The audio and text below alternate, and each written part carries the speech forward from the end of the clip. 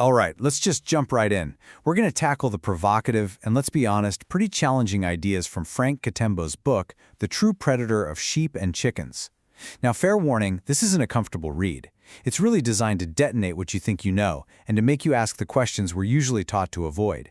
Think of it as a blueprint for a jailbreak, for your mind. So the whole thing really boils down to this one huge question from the book.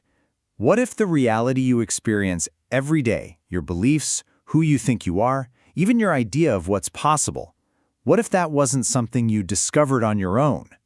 What if it was installed, like software?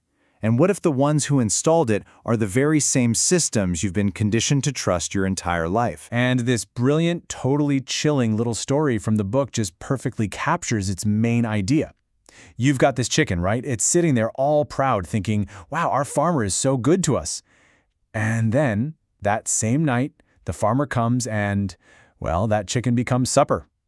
The chicken confuses care with captivity. It praises its protector, never getting that the protector is also the predator. So the book forces us to ask that same uncomfortable question about our own lives. Is the hand that feeds us our friend, or is it just a feeder? Okay, so that leads us right into the book's first major takedown, our whole concept of what safety even is. This is where it gets really interesting. The book takes these words we think we understand and just flips them on their head. So what we call protection and rules, the book says, no, that's just containment and a leash. What we think of as safety and borders, try a cage with padded walls. And maybe the most jarring one, our deeply held beliefs and creeds, it calls them an invisible prison of thought. The whole point, it argues, is to engineer our obedience. So, if we're living in a cage, who put us there? Who's the zookeeper? This next part of the book tries to identify this true predator. And trust me, it's probably not who you'd expect. And this right here is the absolute key. The book's big claim is that the most powerful weapon of control isn't fear, it's trust. Think about it, right? Fear makes you fight or run. But trust makes you lower your guard. It completely disarms your critical thinking. So the real danger, the book says, doesn't come with fangs and claws. Nope, it comes dressed in symbols we're taught to revere, in the robes of a priest, a politician, a professor, promising protection while hiding the very tools of control. So, to put a name on this architect of our cage, Tembo reaches way back into ancient Gnostic texts and pulls out this term, the demiurge.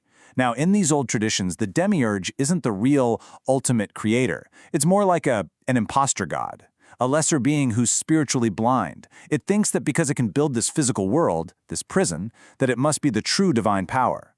And in its ignorance, it traps all of us inside its own flawed system. So, how does this prison actually work?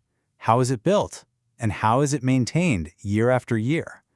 Well, the book lays out a very specific blueprint for how our reality gets hijacked. It describes this kind of three-step hijack of our reality. It's pretty simple when you break it down. First, you control the input. You filter information and lock away anything considered forbidden knowledge.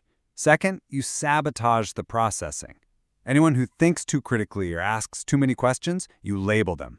Call them a rebel, a heretic, a conspiracy theorist. And finally, you paralyze the output. You make sure people don't act. You load them up with guilt, give them fake templates for success, and, this is a big one, convince them that just believing in something is the same as doing something. And what's the #1 tool for this whole hijack? According to the book, it's language itself. It argues that language isn't neutral at all. It's a technology. You can think of it like an operating system that gets installed in your mind from birth.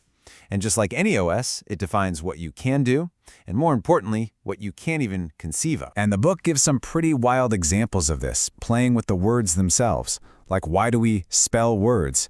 Is it because we're literally casting a spell with our language?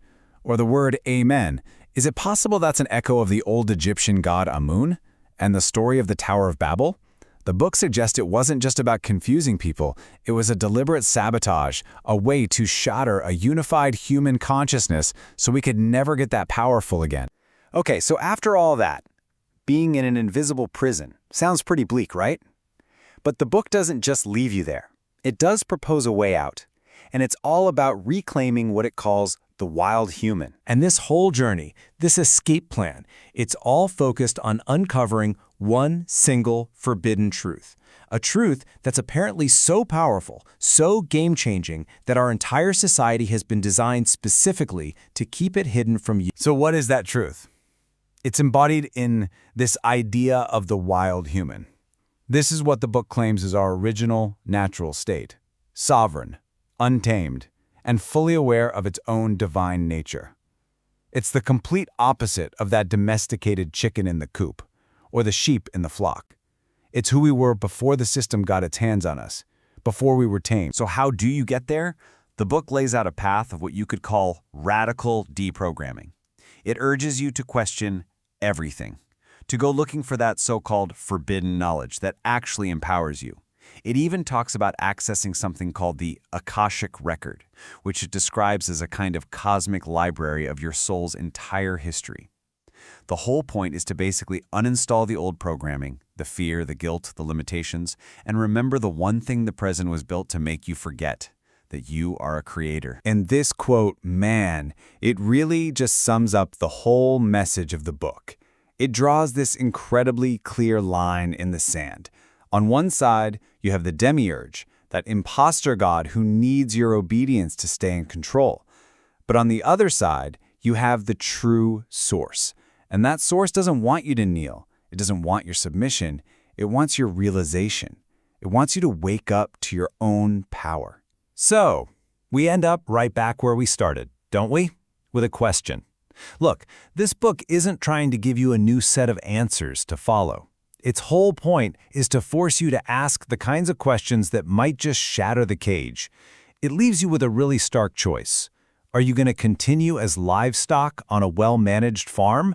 Or are you going to remember that divine creative fire within you and break free?